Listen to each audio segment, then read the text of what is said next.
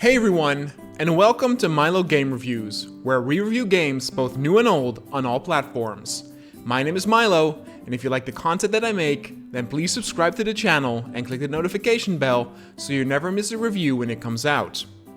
Today we take a look at another Five Nights at Freddy's game, and one in particular that I think does not get the love that it truly deserves, and that is Five Nights at Freddy's Security Breach. This was my first entry in the FNAF series, as I did watch videos of older Freddy games on YouTube, but the limited gameplay did not appeal to me that much back then. I did like the FNAF character design, and the extensive lore was also something that I thought was very cool and interesting. But it wasn't until Steelwool Studios took over the development from single developer Scott and made the very first proper first-person Five Nights at Freddy's adventure, where you could explore all the areas in real time with gorgeous graphics and stellar presentation. Now, Security Breach can be seen as a great entry point in the whole FNAF series, despite it not being the first in chronological order. There are references and Easter eggs to earlier events, but in general the story revolves around the here and now and is very friendly to those who know nothing about the lore. We play as Gregory, who finds himself stuck inside a giant indoor amusement park called the Pizzaplex. It basically can be seen as a Chuck E. Cheese on steroids.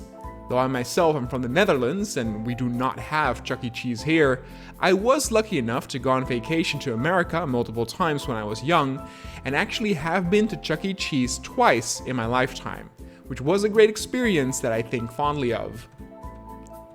Now that Gregory is stuck inside the Pizzaplex, he needs to survive until dawn. But that is easier said than done, as the animatronics are hunting them. One of the really cool things Security Breach already does immediately is that one of the animatronics, Freddy, is actually friendly, which adds to the overall vibe, story, and atmosphere. So many FNAF games, or mascot horror games in general, focus on having all of their mascots being bad. But the design and the presentation of the mascots is often so cool that it would be great to actually interact with a few of them in a friendly manner. And Security Breach does exactly that, as Freddy is nice to you and helps you on your way during your adventure. The creators have still made it possible for him to attack you if his battery depletes, which I think was a very smart way of still having the friendly animatronic as a possible threat. So now that you are stuck in here, you will have to solve various tasks like getting access passes or other key items while avoiding patrolling enemies. The build-up is very good, to where you do this in pretty restrictive and small areas at first, before being unleashed into the giant hub central area. And within the first 5 minutes of playing the game, you can actually see and feel why I love this Five Nights at Freddy's game so much, and why it is actually my favorite entry in the entire series. The vibe and atmosphere of this game is unlike anything that I've ever seen. The art department for this game deserves a huge raise, because my goodness is this game amazing when it comes to its presentation. There's so much to look at that makes it feel like a breathing, livable, real place. From huge art decals on the walls that are often unique or only used 2 or 3 times, to merchandise like plushies, candy, toys, clothing, etc., and even properly designed areas like a bowling alley or mini golf course, each with unique courses that also house a very fun Easter egg. From what I understand, one of the reasons why they could have so many props and items in this game is because a lot of it comes from their Help Wanted game, which was a VR Five Nights at Freddy's game that Steelwool made before there was a remix version of the first 3 FNAF games made in Unreal Engine 4. But even then, the details are staggering. Even just going into the toilet feels detailed, as the toilet seats themselves are colored to a certain mascot, have the Fazbear logo on them, and often also have a character portrait on the wall depending on if it's a men's or women's bathroom. Trash bins have cute designs to make them look like some of the mascots with colors and patterns, and also places like the gift shops are chock full of things to see and gawk at. The creators really went big and beyond what was necessary, and I am so thankful for them as I notice new things and details every time I play this game. The bathroom example I gave earlier could have easily been done cheaply by just throwing in some random white porcelain toilets that are stock props for Unreal. But the creators wanted to have every room and nook and cranny feel believable. At a certain point, you enter these private party rooms, and they also have exclusive things like mascot-themed plates, food, and party decoration. I honestly cannot stop raving about how good the presentation of this game is, and I'm probably even forgetting some cool nice details that came up while playing. I am not kidding in saying that this game has more vibe and detail in its environment than some AAA games that come out today. Now, I've read and heard some fans of the Freddy series say that they actually dislike how colorful and joyful the environment is, but I myself see that as a positive.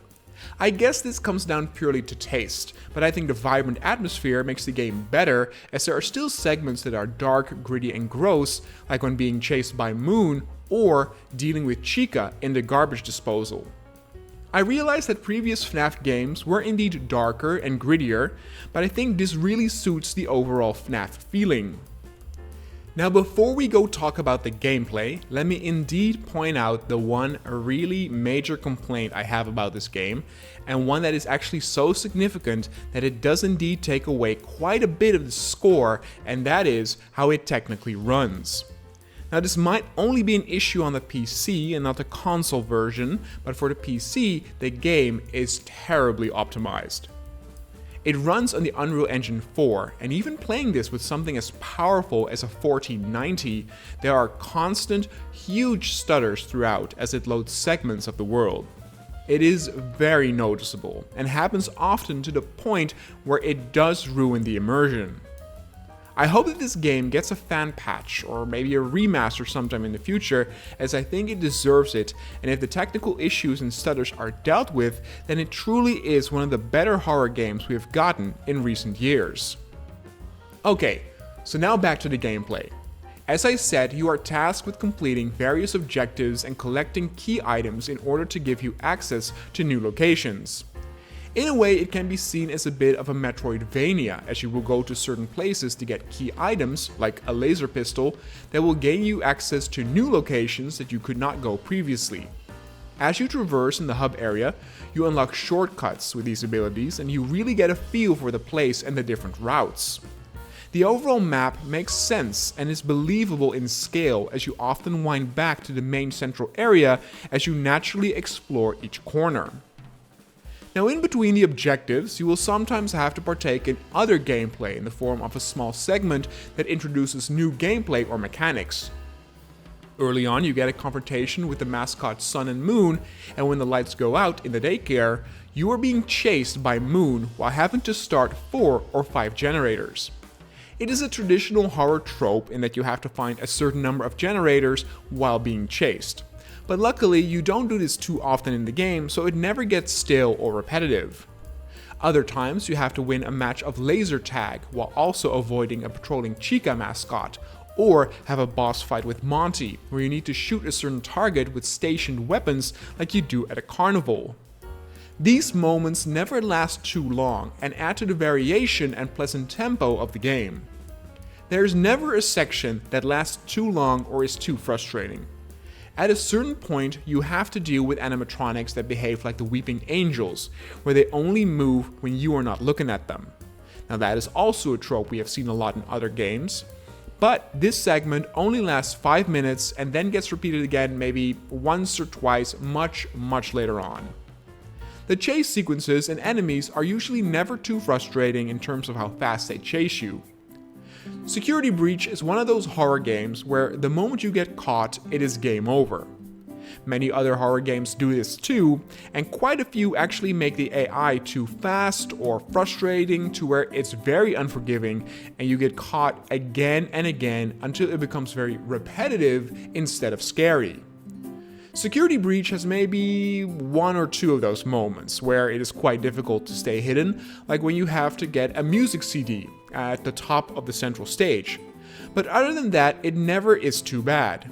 It is tense but fair. Also, you have great options to keep you safe, like hiding inside Freddy's openable stomach, or using the laser tag pistol or camera, once obtained, to stun an enemy that gives chase. And besides the main story missions, there's also a ton to collect, and the collectibles are actually great, since they are often Easter eggs to other FNAF games or merchandise and toys of the FNAF world. And because the world is so detailed and atmospheric, it is an absolute joy to just explore and find all the collectibles. Towards the end of the game, you gain the ability to actually see the locations of collectibles through the walls, so it becomes much easier to find them. You can even get upgrades like a longer lifespan for your flashlight or Freddy's batteries. Then there are also many different endings, and the things you need to do in order to get those endings varies greatly. Some are simply finding a certain exit, while others require you to find certain hidden objects, play specific minigames, or do all the main story quests and then finding a secret hidden location.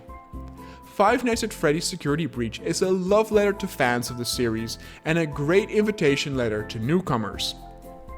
I cannot recommend this game enough to those who maybe want to dabble into this fascinating world of colorful mascots. In the end, Five Nights at Freddy's Security Breach gets an 8.1. Now that might sound a little low, seeing how much I praise this game, but don't forget what I said about the terribly poor performance of the game. I actually deduct an entire point because of how poorly it plays on PC, and would that not have been the issue, it would have gotten an amazing 9.1. Again, I do not know how the performance is on the PlayStation 5, so if that is better, then that might be the recommended way to do it. I have completed Security Breach probably 4 or 5 times already, and will definitely do so again in the future. And I'm sure I will still find new things and details I never noticed before, and I cannot wait to be amazed again with the world that the developers created.